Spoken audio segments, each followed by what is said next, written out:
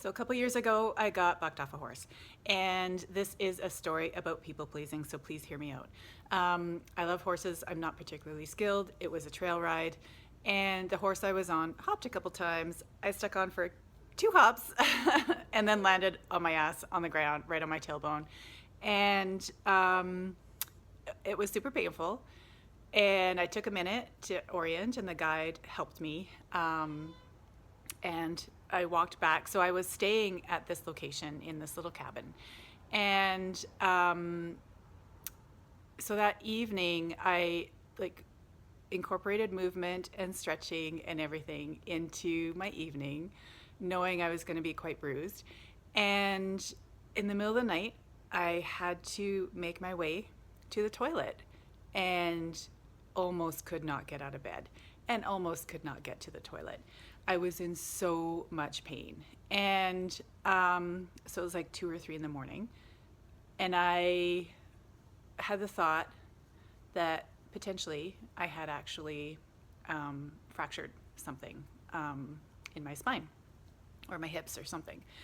And I was very scared. And then the pain amplifies when you get that scared and you start telling the story like, what if, right? And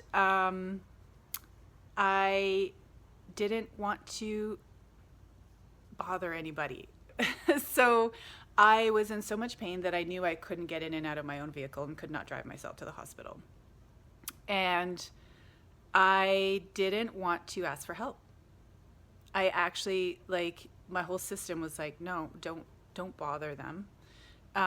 So the place where I was staying, they have a little 2-year-old.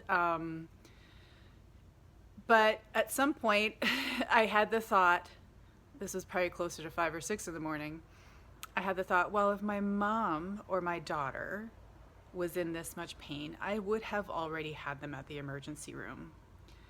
And that was the thought that allowed me to text my host and ask her if she could get me to the hospital. And of course her response was, yes, I will. We can leave at this time. The 2-year-old's going to be with us, but we're running errands in town anyway. I'll drive you. I'll wait for you. So she took me. I got the x-rays done. Nothing was broken. But I actually thought my back was broken and actually did not want to be a bother to anybody. So I am sharing this story because I believe that you can relate.